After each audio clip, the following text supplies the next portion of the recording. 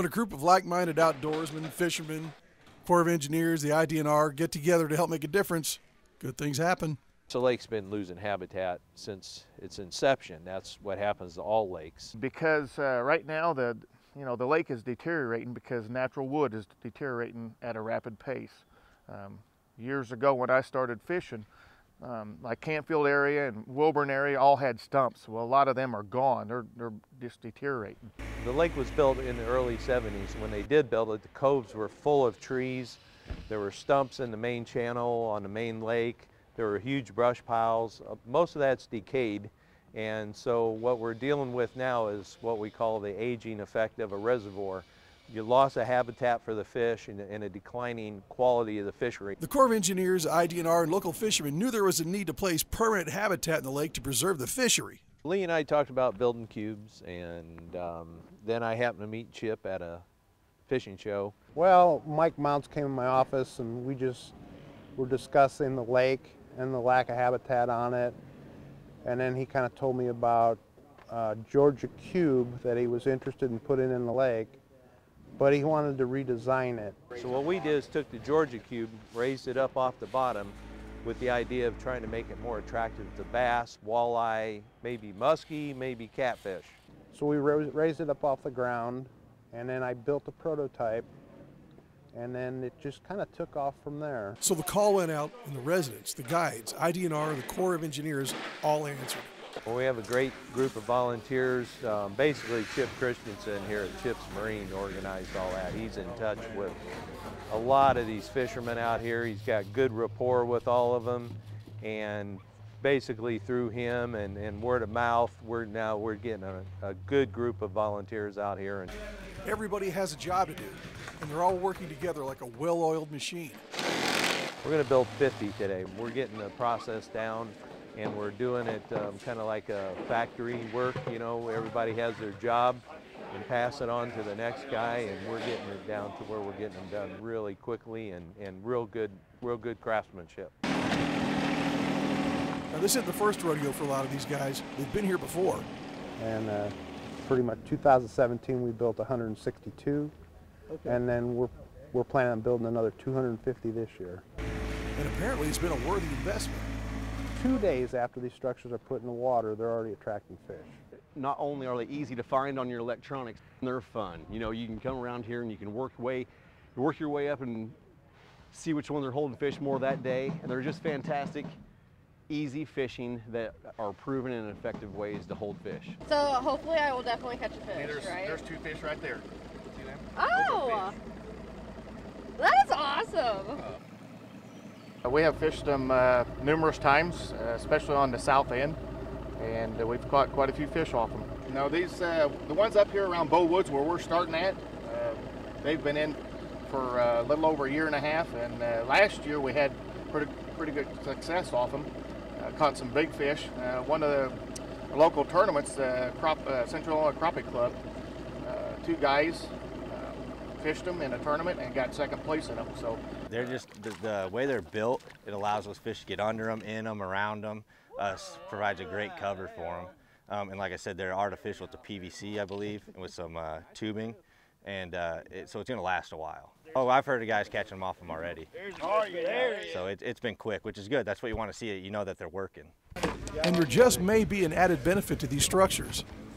Fish attractors that we've been building, they truly help hold fish, and then they're easier to fish for, and you actually get hung up less, and in return that makes a cleaner lake for everything from the fishermen, the boatermen, the recreational boaters, and even the fish themselves.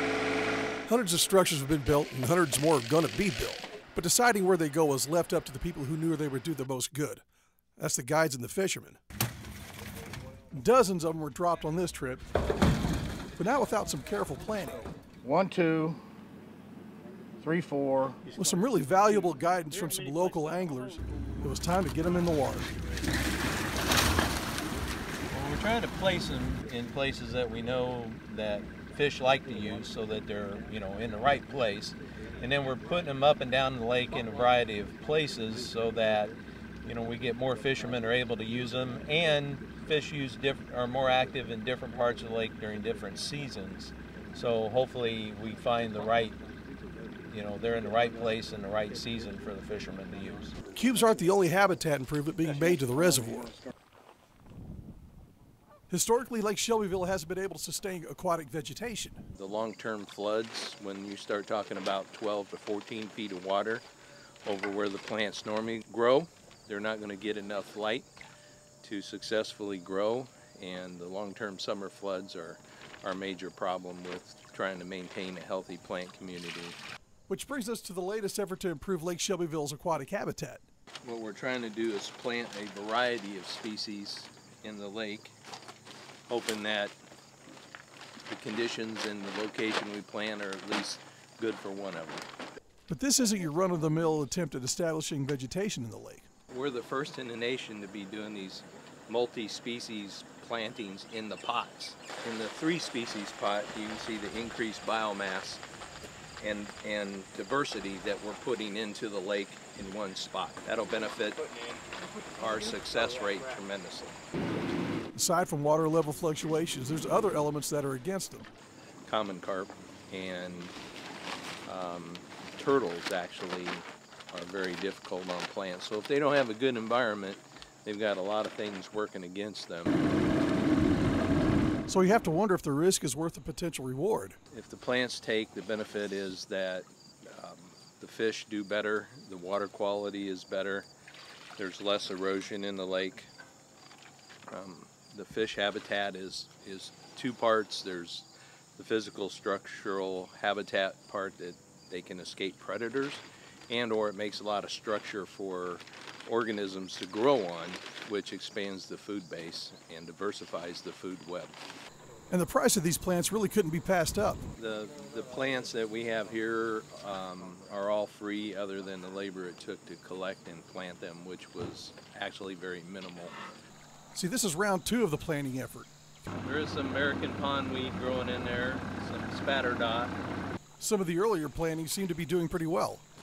It's a long-term project, and the great thing about plants is if they are successful, then they will expand on their own.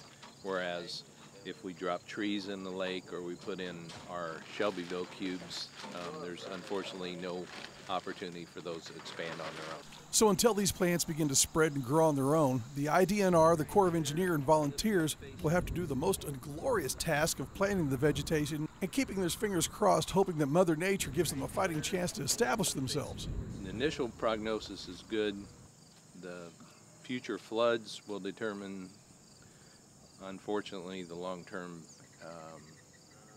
benefits of the project or success of the project. You know, fortunately, I do have to point out one significant setback we noticed while on this trip. You see, one of the exclosures that was placed earlier was completely missing, and we can only assume that someone or some people took the fencing, which exposed the plants to the carp and the turtles. However, a habitat improvement that will not be subjected to turtle and carp harassment or even human harassment, and that's these big old rocks. We're working on an offshore revetment project right now, which is actually basically a breakwater for some sensitive areas on the lake, you know, around campgrounds, roads, things like that we don't want to lose to wave action, high water, etc.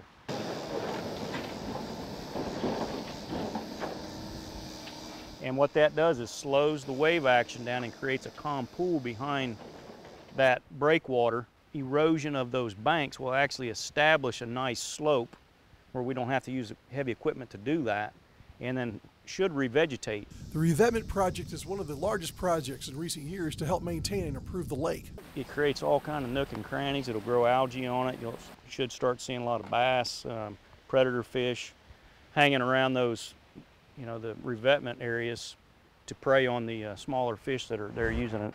The shoreline's not the only area getting attention. We're looking at placing rock piles in strategic locations at depth, obviously deep enough where no boats or anybody else will hit it. And all of this started by a couple of people putting their heads together with one common goal: helping a resource, giving back to this resource that has given them so much. This is our reservoir in Shelbyville, Illinois.